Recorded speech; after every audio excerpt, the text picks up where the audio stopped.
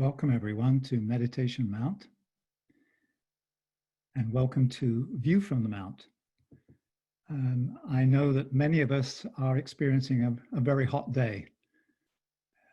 It's in the high 90s Fahrenheit or in the high 30s Celsius. And so I trust that we will stay cool and stay aligned and stay connected during our time together. One of the beauties of meeting online is that we can be in different parts of the world and yet still occupy the same psychic space. And so let's take a moment now just to connect with each other. Just visualize us as points of light in different parts of the world. You can see that point of light as a glowing heart. And then see these lines of lighted energy connecting us heart to heart to heart. So that we together are a unified field.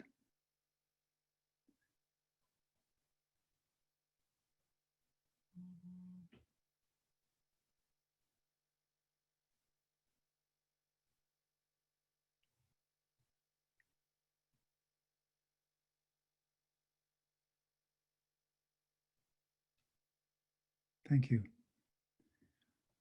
One of the things it's good to remind ourselves of is that not only do we bring with us all the wisdom that we've harvested along the way through our many experiences, but when we gather in this way with a particular intent to learn, and we've created this field of resonance, new wisdom can precipitate and enter the field in the moment so that you and I, all of us, can have new insights as a result of being together that we've never had before. So this is not just one person like myself imparting knowledge and teaching. I'm exploring a subject with you all and trusting that as we hold this field of intent to go deeper into an understanding, that we will be showered with some new illumination. That's the intent we can hold. And it's actually what we'll be exploring more scientifically later on. So this is the third View from the Mount. The first session, we focused on the principles and pathways for creating a soul-inspired society. And Meditation Mount is one of the centers that promotes these principles and pathways. And just to name the principles so that we understand what they are, it's essential divinity, which is what we're going to be focusing on today. It's goodwill and unanimity. And we're saying that these three principles are fundamental in building any new society that is based on higher values, that is soul-centered. So in the second session, the last session that we had from View from the Mount, we looked at creative meditation. And we looked at creative meditation from the perspective of the imagination. How imagination is this mercurial messenger between the worlds of ideals and dreams and possibilities, connecting them to the world of realization, manifestation, and concrete form. And we looked at how we're asked to be spiritual architects. We perceive a thought. We start to give it more structure, create an architecture, and then we start to clothe it with mental matter, with emotional matter, and if we're going to actually build something on the planet, i.e. a project, we actually clothe it in physical matter as well. And today we're going to be focusing on the principle of essential divinity and seeking to better understand how this principle informs what I've been calling soul-centered leadership. So we're still within the influence of the sun sign Leo that offers us an opportunity to sensitize ourselves to the right use of power.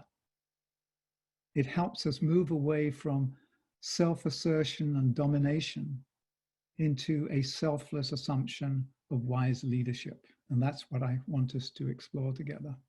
So we'll utilize these energies of Leo to explore the personal implications and deeper dimensions of leadership from the perspective of the incarnated self. And this need has never been greater because we're dealing with a widespread fallout caused by the misuse of power and self-centered actions all around the world. So let us just step back into the principle of essential divinity. What does it mean? It means that at the heart of you and I, there's a spiritual sun that burns with an incandescent fire of love. There's a spark of the one flame burning in each of our hearts. It's the eternal flame of life. And each of us has that spark. So each of us is essentially divine. And if each of us is essentially divine, and all things contain that spark, then the whole of our ecosystem is sacred. Not just the planet, but the cosmos, everything. And so the principle of essential divinity is understanding the power and sovereignty of our own soul and how that shows up as leadership. And we'll explore leadership in a very different way than it is traditionally explored. So let me move on.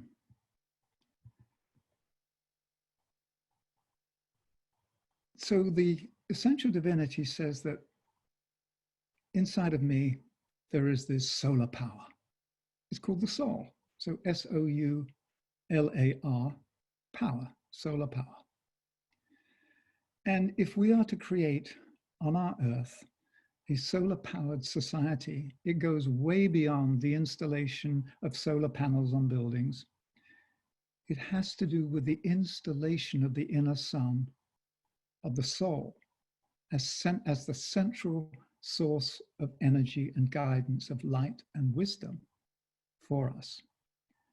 And so that subtle solar power that we're learning to harness and distribute by standing in the sovereignty of the soul is really the focus of our time together today. So Leo is a fire sign, and Leo explores what it means to stand in your own power. So it's a very good sign to look at soul-centered leadership. So let us open up our inquiry on soul-centered leadership. And about 2 hours ago, I was calling it soul-inspired leadership. And I thought, no, just a minute. It's not just soul-inspired, it is soul-centered.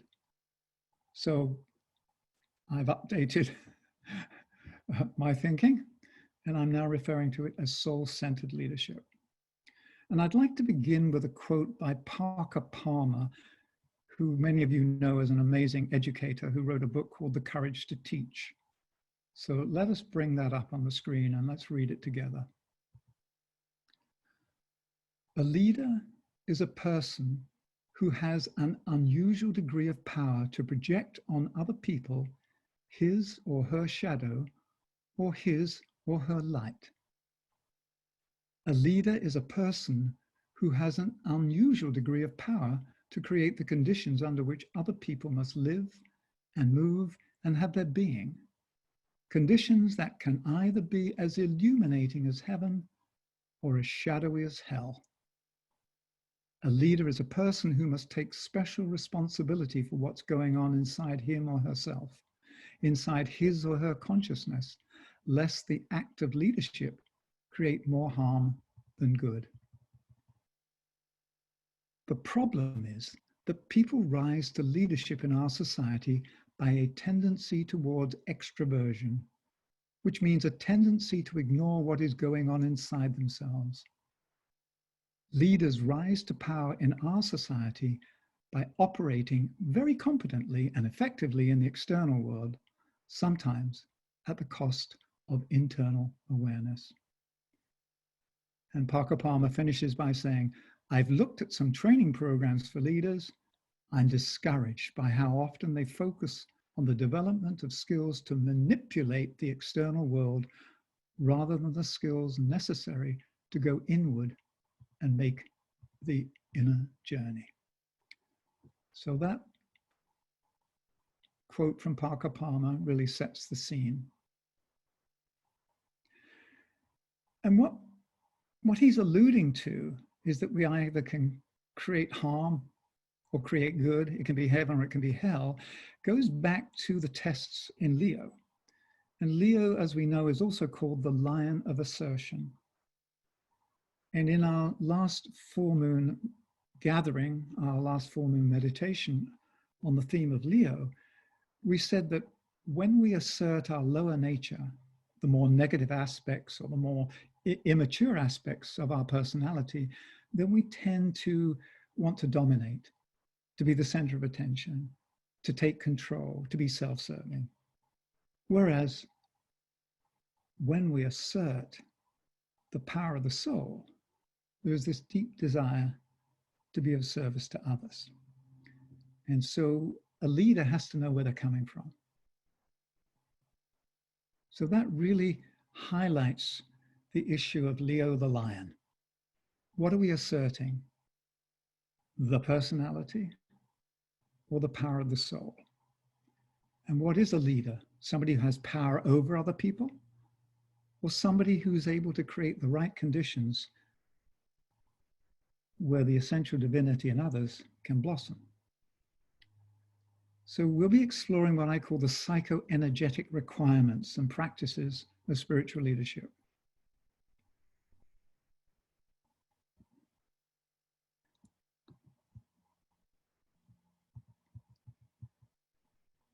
You could say that leadership happens when we assume responsibility for something. When I say yes to life and assume responsibility for part of the plan or part of a project that is going to make the world a better place, I'm also given access to the power to bring that about. And so there are ways of accessing these inner resources to draw upon as we go about the function of leadership.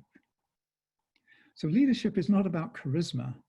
It really is about inner magnetism and the ability to be connected. Leadership has been described in many different ways.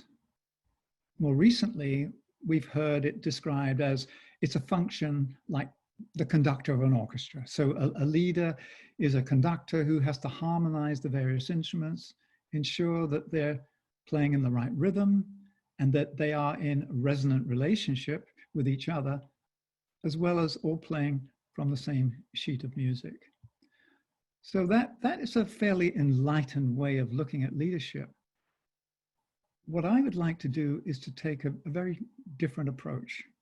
You could say radical. Radical means going back to the roots. What I want to put forward is that we are not conductors of musicians. As leaders, we are conductors of spiritual energy. We are conductors of electricity. So what does that mean?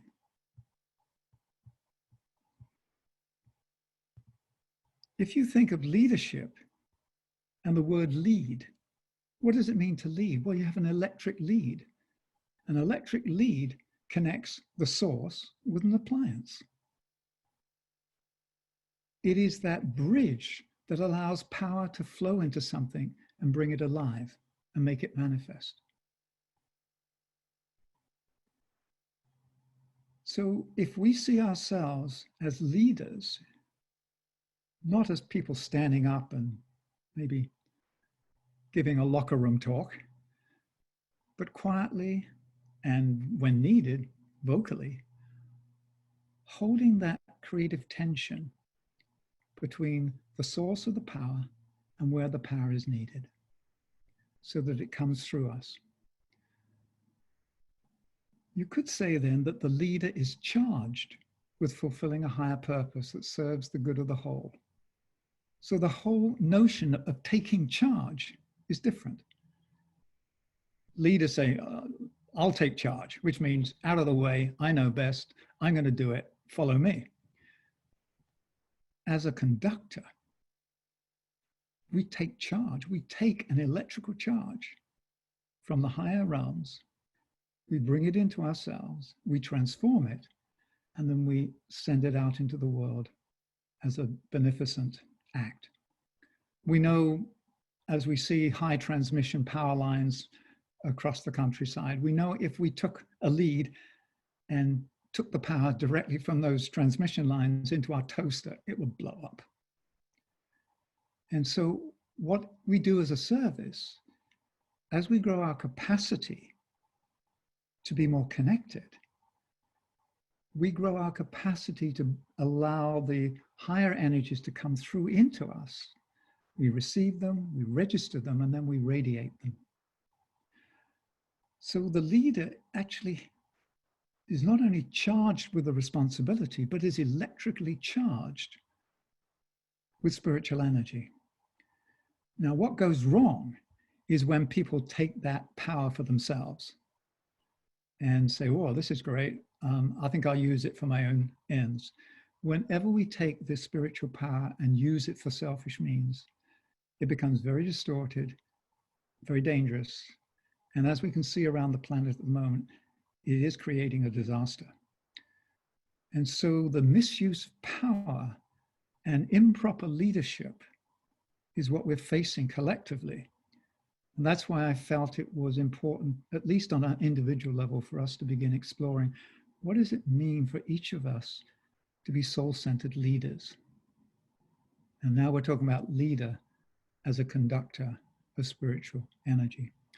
So you could say, in one respect, we are learning to conduct ourselves as souls on earth. So we become a point of focus.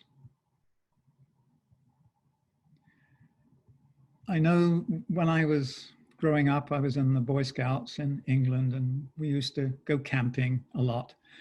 And they would always tell us, in case of a thunderstorm, do not stand next to a tree, do not stand next to metal objects, go find a hollow somewhere, just lie in the hollow, because the lightning won't strike, because the lightning discharges on the highest point. Well, the opposite is true for the leader. We actually have to put ourselves in a position where we are struck by lightning. But not a lightning that kills us, but a lightning that enlightens us and empowers us so that we can be of service to others. So as a true leader, we actually ground the electrical charge of fiery purpose and vision. We truly become a lead, a connector, connecting the power and potential of the spiritual realms with the earth so that the future can be precipitated in the present. All of us have the capacity to receive, register and internalize, and then radiate and give out what we've received. That seems to be how life is wanting to flow through us. And our soul is constantly radiating inspiration to us. And often I forget to stop and be receptive to the solar power that is available to me and is available to us any time of day and night. The solar power functions at night as well. It's not just dependent on the light of the sun. The light of the soul is ever present. And this isn't just us as souls. I believe the same thing happens to the planetary life. The planetary life is being receptive to the solar life that is informing it. And then the planetary life takes the energy from the sun, steps it down, and distributes it to all the different realms, kingdoms, all the different aspects of its being in order to help it evolve. So this same principle holds true whether we're talking about planets, people, protons, particles, that we're in this great chain of blessing, or this circulation of energy in the universe that requires us to receive from a higher source, take it in, internalize, embody, and then give it out. If we don't give it out, we start to hoard it. And the sole purpose of spiritual energy is to be a blessing. So it goes counter to our current economic structure, which is everybody see how much they can acquire. So our economic structure probably will be the next to fall. until we understand the right circulation of spiritual energy. So what we're talking about today, becoming spiritual leaders, actually that same principle and the same philosophy is behind, if you like, a new economic system or a new social system. It's all about caring and sharing collectively.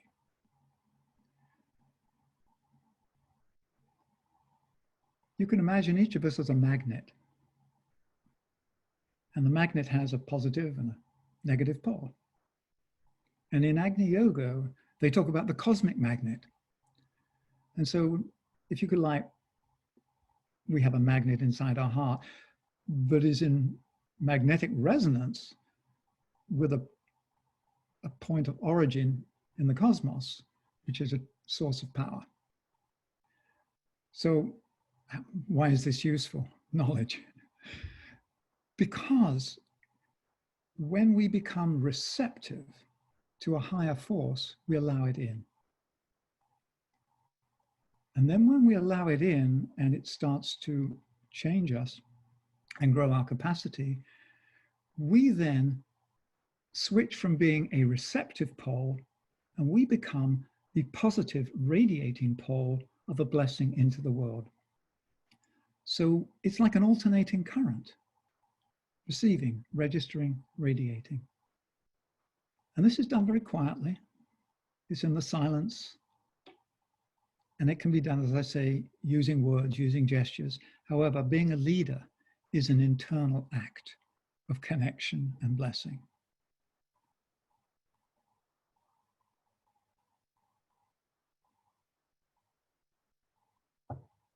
So what I'd like to do, rather than give you some more examples, I'd like us to stop now and actually experience this together. And I'll just say a few words before we go into this activity. I'm going to ask us to visualize an inner sun. And then we're going to receive that sun and we're going to see our incarnated selves, the personality, the forms that we see on the screen and see in life. And we're going to see that as a solar panel to receive this energy of the soul. And then we're going to be filled by that presence and then radiate it out. And I will name the presence that we're going to be invoking during this activity. This is just a way of playing and practicing with being part of the great circulation of life, because so often we're disconnected. And when you're disconnected, you're not a lead, you're not a leader. So let's take a deep breath. Just relax our physical body.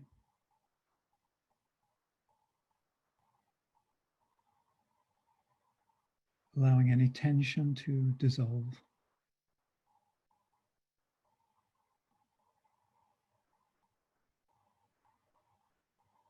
And likewise with the emotional body.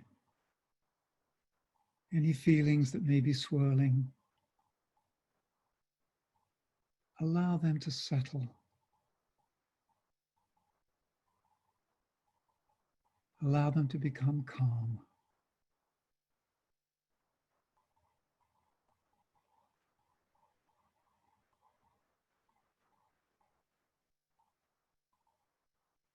And allow a spirit of calmness and serenity to enter your emotional body.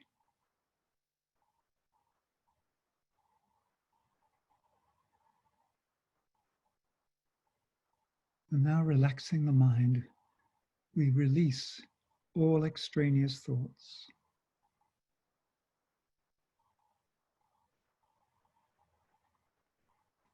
And allow them to be blown away by the winds of Buddhi, like the wind blows the clouds from the sky, leaving it clear.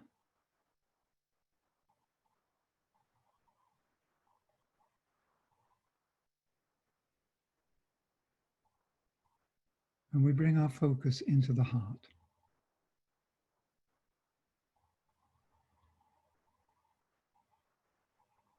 And we see the heart as a chalice.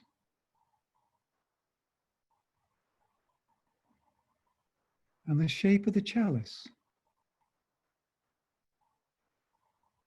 is like a dish to capture radio waves from the cosmos. So let us become receptive. Let us become the negative pole of our magnet. And let us bring ourselves into resonance with that positive, radiating force that is the presence of a greater love.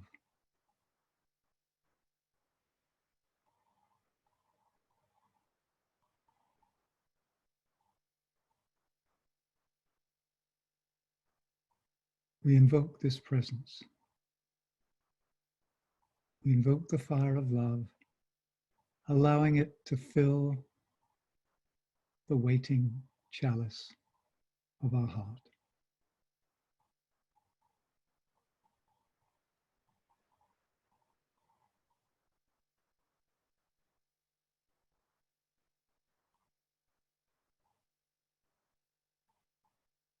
And we sense how this love brings a deeper sense of joy,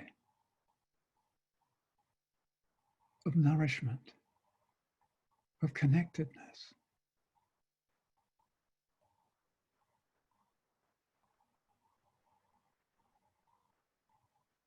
It is beyond words.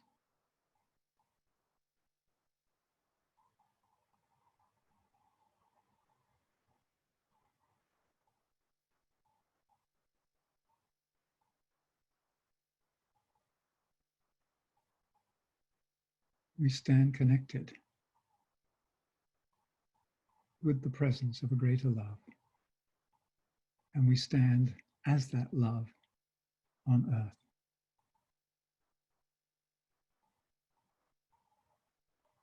So bring the focus into the heart and the full chalice.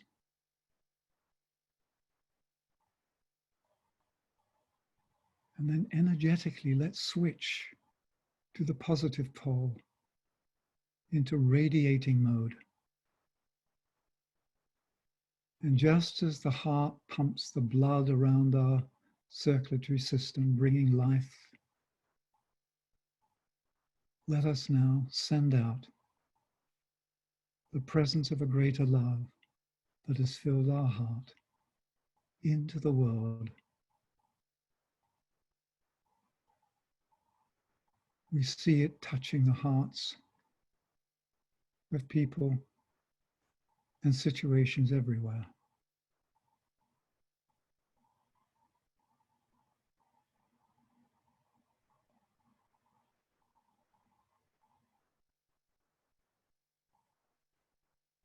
We see it charging the atmosphere of the planet.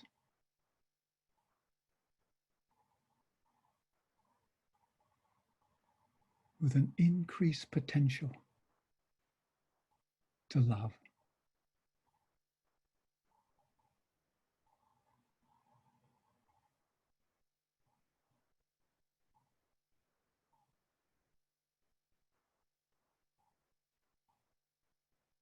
And now we visualize ourselves simultaneously receiving the blessings from the higher realms.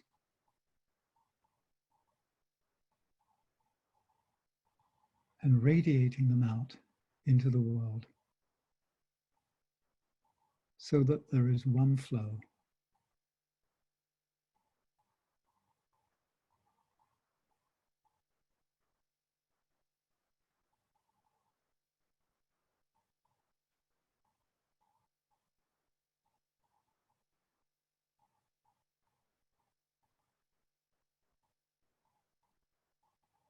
So let's bring ourselves back to an external focus. So that was a very simple very brief activity. And yet, as we learn to be receptive, as we learn to register, and as we learn to radiate, we then can participate as souls in the fulfilling of great destiny that is awaiting the human family. So it is learning to become a transformer. In business, they talk about, well, the leader is here to help transform the organization, which means making some changes. And sometimes those changes are just outer changes. That's what I call cosmetic change. And then they wonder why in a few years' time, everything feels the same, because nothing has shifted on the inside.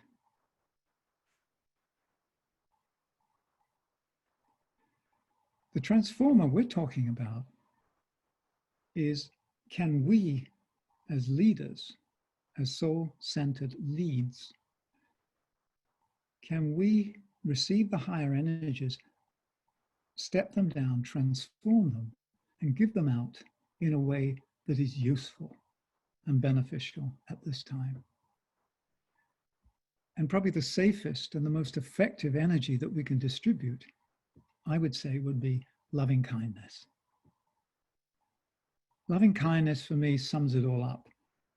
Loving kindness means I respect you and I see the divinity in you, which is essential divinity. Loving kindness says that I see everything as part of one web of life, which is the principle of unanimity. And loving kindness is the principle of goodwill, because goodwill is simply love in action, love in thought, word, and deed.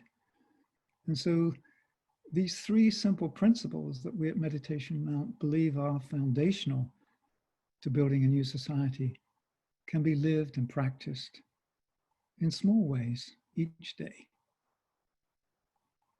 And they make a big difference, a huge difference.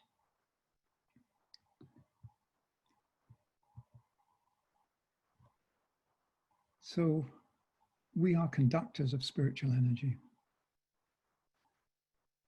We are incarnated souls learning to conduct ourselves as souls, as we improve, whatever you call it, develop the personality so that we remove the distortions in the emotional and mental fields so that the soul can be expressed without distortion. And we know that when we reach that point where there is what we call a soul-infused and aligned personality, then we can express more of our inner power. And that really is what it means to be a leader. It's to be a source, a blessing, be a source of power in whatever way is needed in the moment, not determined by what I need. Sometimes I may need to feel that I'm useful and that I need to feel that I'm a giver. But I have to really listen and discern what is being asked of me, what am I being asked to give, when and how. So it's a refined response to a need. It's not anything that is self-promoting.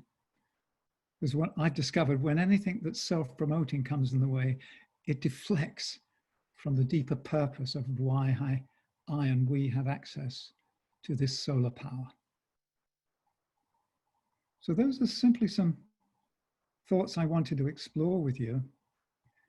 And there are more aspects to leadership. One of the big questions is, what about group leadership? And I've been part of many groups recently in many communities where they're exploring group leadership. For instance, at Findhorn, and I've been there for the past 4 or 5 years, visiting a couple of times a year, and we're exploring, what does it mean to be included? And what we've experienced, that most people, some point in their life, had a bad experience with authority. They felt manipulated. They felt that somebody was misusing their power to control them. And so there is a reluctance to have anybody be a leader or be in charge. And so this whole idea of we're all equal. And at the deepest possible level, as the Tibetan says, at the monadic level, we're all equal. However, we're all in different stages of development, not just in the humans, but as planets. The planets are in different stages of development. Some are non-sacred, some are sacred. It's not a good or bad thing. It's just how life works. And so when we talk about leadership and everybody having a voice, often it's a reaction to the bad experiences of being dominated by somebody, dominated by a leader who's misused their power. I believe that shared leadership emerges naturally out of shared responsibility. Because when we take responsibility for something, we are responding to a higher need. And when we respond to a higher need, we are automatically plugged into a greater resource, a greater electrical field.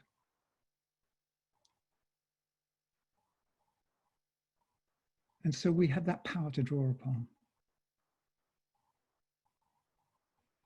So shared responsibility results in shared leadership. And I believe that that's what we're seeking to, because in the end, we're looking at the one human family being responsive to the one soul of humanity.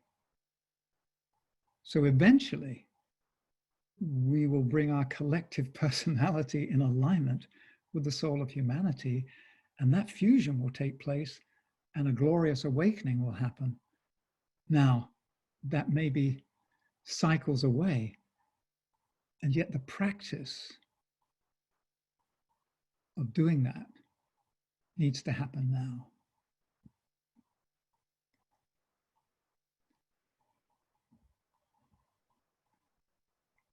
So what are we saying? We're saying that each of us has the capacity, the capability of contacting higher energies, inspiration, embodying them, internalizing them, and then giving them freely. And we know that wonderful saying is like, be like the sun. Give of yourself, shine, and ask for nothing in return. So that's what a leader does. And in fact, some of you may be familiar with Robert Greenleaf in the corporate world many years ago, and in the non-profit world. He was known as the author of the book on servant leadership, where the leader is really there to serve the whole.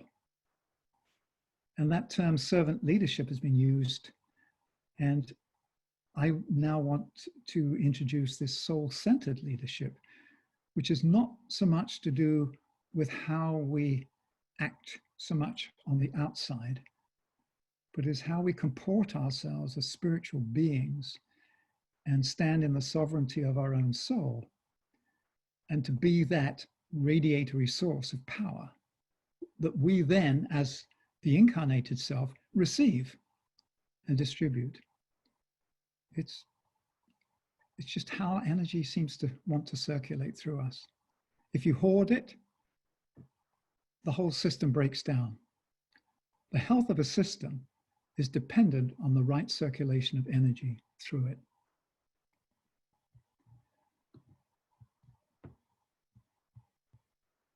So one of the things that Parker Palmer talked about was the need to continuously go in and make sure that we are free from distortion. So the requirement of a spiritual leader or a soul-centered leader is not only to develop the alignment and the resonance and the connection with the higher realms, but is to continue to go in and purify the patterns that still inhabit the personality, that could possibly distort what's coming through. So it's a constant putting ourselves through the fires of purification so that we can be true conductors of spiritual energy.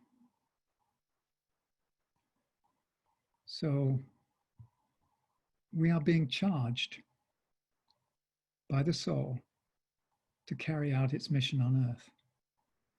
And we are being charged with spiritual energy in order to carry out that soul. So my question to all of us now is, what are each of us being charged to do? When you reflect on your life, what's happening now, and you listen deeply, what are you being charged to do? So being charged to do means you're called to do it, but also given the resources to carry it out. So what I'd like to do, because I think we've used enough words, is just to end with a very simple activity that you can do each time, particularly in the confines of the COVID-19 environment, where many of us have not hugged another person for months. Some live in families, and some of us don't have pods and are socially distanced, and sometimes it gets a little, let's say, claustrophobic or isolated.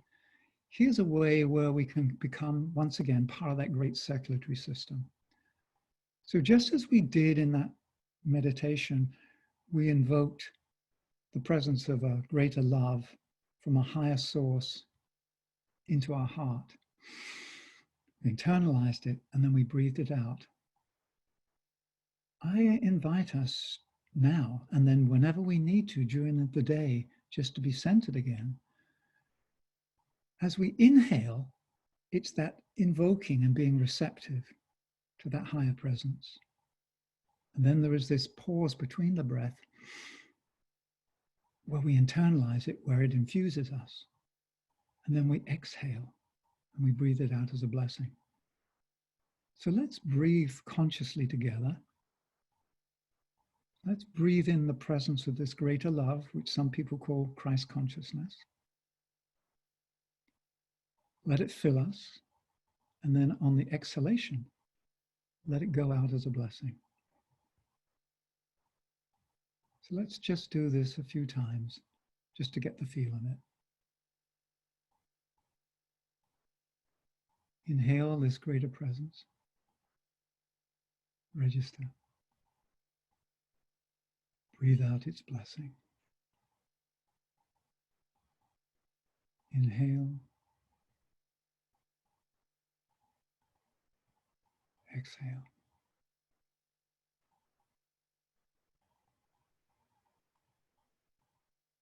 Inhale and receive. Exhale and radiate.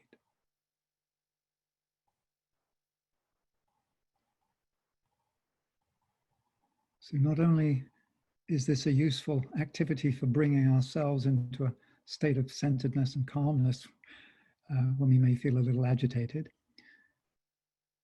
but it also is a way of bringing spiritual energy into the world for real. It isn't just, oh, I'm just doing this exercise to relax myself. We are participating in the great circulation of life, which is really what we're learning to do as soul-centered leaders. So thank you for this time of exploration. And I trust also that insights have entered the field that none of us had before.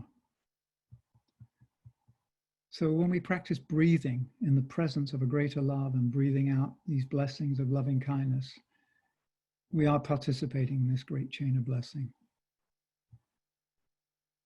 So let me just finish by saying thank you, and a couple of remarks about some upcoming events, just to shift focus slightly.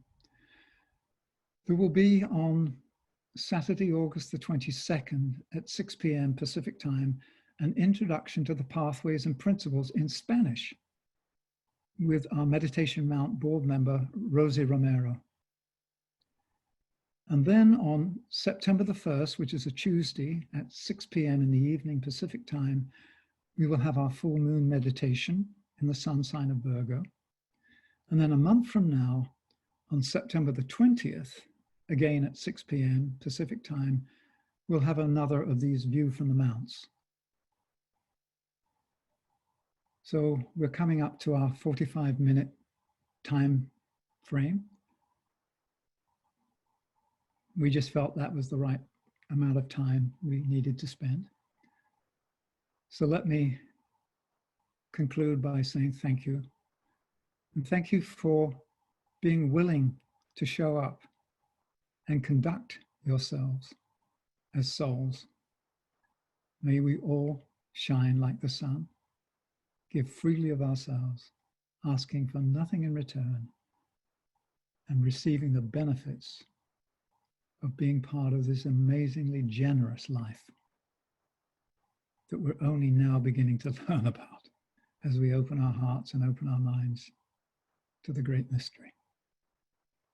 Blessings, thank you, and see you next time.